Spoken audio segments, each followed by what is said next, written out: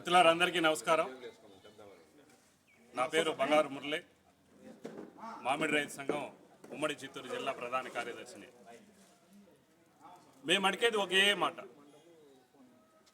మామిడి రైతులను ఆదుకుంటాం, మామిడి రైతులు నష్టపోకూడదు, గిట్టుబాటు ధర ఇస్తాం, 4 రూపాయలు ప్రభుత్వము, 8 రూపాయలు గుజ్జు పరిశ్రమలు ఇస్తామని చెప్పేసి జీవో ఇచ్చారు.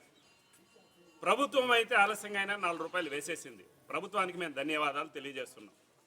ఇంక 8 రూపాయలు గుజ్జు పరిశ్రమలు ఇవ్వాలా 2 రూపాయలు, 3 రూపాయలు, 4 రూపాయలు, 5 రూపాయలు రకరకాలుగా వాళ్ళకు తోచిన రేటు వేసేసి కొంతమంది అయితే పూర్తిగా ఇవ్వకుండా ప్రభుత్వాన్ని ఇచ్చినటువంటి ఆదేశాన్ని లెక్క చేయకుండా ధిక్కరించి సవాల్ చేస్తున్నారు.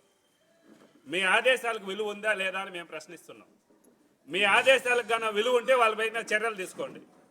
మీ ఆదేశాలకు గాన విలువ లేకపోతే గుజ్జు పరిశ్రమలో మాటే మీరు వినేట్టయితే మామిడి రైతులందరికీ చెప్పేట్టుగా మీడియా ముఖంగా మీరు ఇచ్చిన ఆర్డర్ని తగలబెట్టి, మేము ఆర్డర్ ఇచ్చినాము, దాన్ని అమలు చేయించడం మాకు చేత కాదు, ఈ జీవోని మేము తగలబెట్టిస్తాము, కొత్త జీవో ఇస్తాము, వాళ్ళు ఇచ్చింది తీసుకోండి అని చెప్పండి.